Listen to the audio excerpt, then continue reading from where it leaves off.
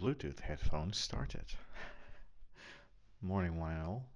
It's your favorite internet nobody. It's almost 5 a.m. on a Saturday, 1st of February.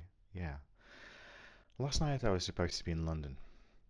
Well, that didn't work out. So I've got a train booked for this morning at 7:15 Manchester Piccadilly going to London Euston. I am feeling rough as fudge. But I think this journey, fingers crossed, will be okay. This is my first 8K 24 frames per second recording using the Ace Pro Insta360 Ace Pro Action Cam. Um, in a previous video I mentioned I have a bit of a gripe. I have a bit of a beef. I have something grinds my gears, and that is exactly what I'm recording with right now. I despise Insta360's products because on the surface they're fantastic. I think for the longest time, um, GoPro were always the king of this action cam stuff, and Insta360 comes out of nowhere for me anyway. And they seem to have these cool things with the Go 3 and the Go 3S where you can have like a little capsule where you can stick to anything and all kinds of funky stuff and the 8K sensors now. It's beautiful. It's mind-boggling. But boy, do they hate like wireless microphones. They just can't stand the idea of you having a wireless microphone connected to their cameras, which cost a fair bit of money. Also, I've only had coffee, so yeah, my voice is completely shattered. Um, it is unbelievably difficult, and dare I say, not impossible, to get a microphone wirelessly connected to their action cams. It's disgusting. Luckily, with the DJI Mic 2, you can do a Bluetooth connection because yeah, this thing, that toy there that records me right now, allows you to connect Bluetooth headphones. But no Bluetooth headphones will sound as good as a dedicated this. And goodness me, good thing this has Bluetooth on it. You can still connect a microphone wirelessly. You buy their adapters and stuff, but terrible, terrible. It just sometimes I wish I didn't go down this route of buying action cams, and I just bought another phone and used that instead.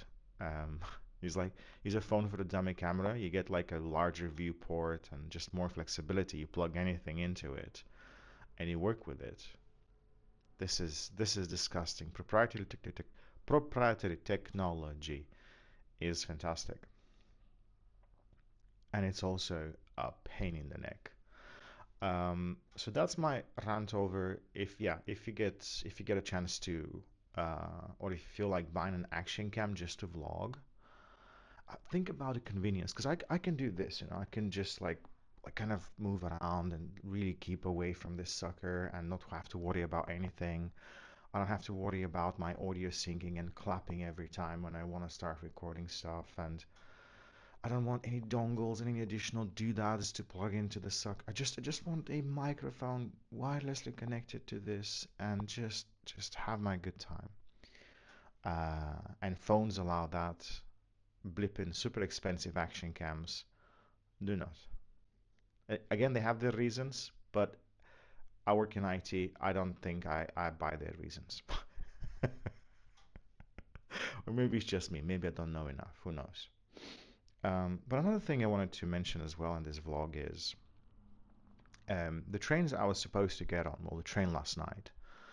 Here in the UK, we have fast trains moving from north to south and back, and it covers a distance that usually takes 4 hours by car, 4 to 5 hours, in just under 2 hours. So an hour 55, an hour 50 minutes. And my goodness me, coming from a place like Bulgaria, where railway is a second thought these days, in fact, it's largely avoided by people, unless you're like very romantic and you just want to take your time getting to a destination and fingers crossed you don't lose your stuff or somebody doesn't mug you or you just don't have a terrible time. Um, I'm all for it. Not for mugging and having a terrible time, but I'm all for taking a bit longer to get somewhere. I'm fine with that. Until you try a fast train, until you try a very, very fast train, and you're like, this is fantastic. This is better than flying because no pre-flight checks, no nonsense. You just get to the station, you hop on the train, and off you go on your merry way. Um, but what happens when that doesn't work? What happens when you plan a trip for a month in advance and then you turn up in the evening after a full day of work and other stuff, getting ready to travel and just think about the end destination, a dinner and a good sleep. And then you turn up at the station. The station attendant says, "Oh yeah, your train seems to be on fine. Everything's on time. Everything's fine." And then you get on the platform, and 10 minutes before your train has to, arrives, you see, oh, train's delayed now, and we have no information why, and we don't know how long it's going to take. And then you sit there for 3 hours, and then you keep asking, attendants and staff, and checking online and calling various helplines just to find out what is going on.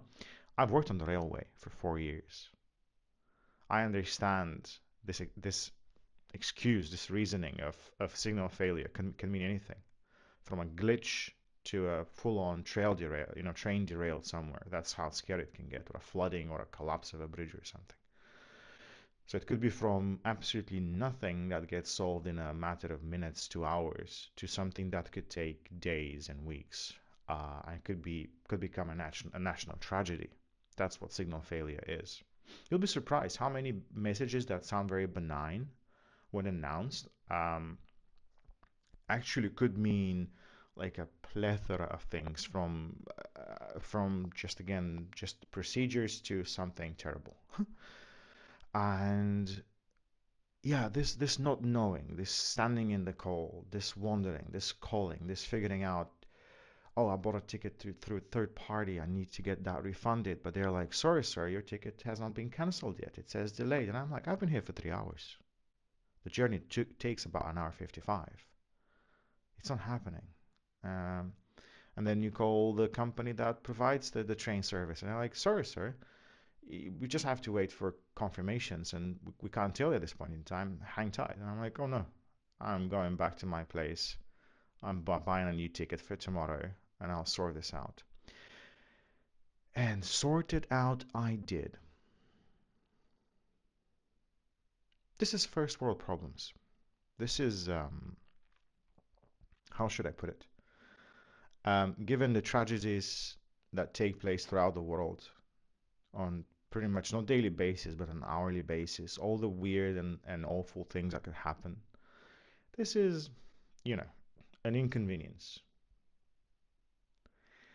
Um, but it made me think. I used to live in London for 16 years, and I got so used to last minute, chasing a train or a bus. I got used to like timetables that are more or less good.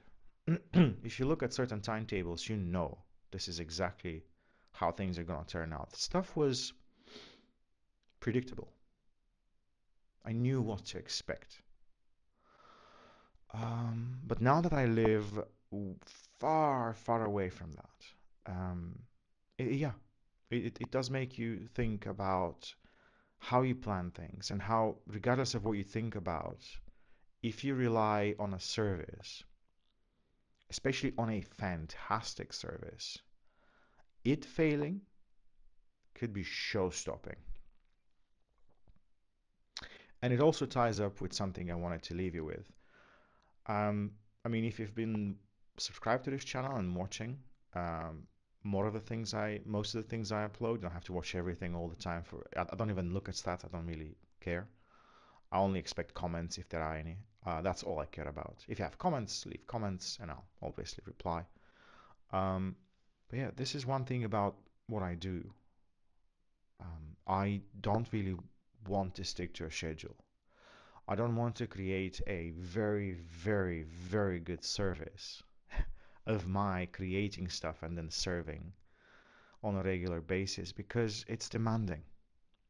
It is demanding. And it's just something to think about. If you decide to start YouTube and blogging, sorry, vlogging, you know, doing videos about anything, sticking to a schedule is probably the best way to grow because people will expect, we'll get to expect, we'll start expecting this stuff. But you also have to be mindful of delivering. And this is one social contract at this point in time I don't want to make. I don't think I can. So yeah, you will get more of this random stuff. I'll continue to be as random and as unpredictable as humanly possible. But at the very least, we'll have something every week. What that is, even I don't know.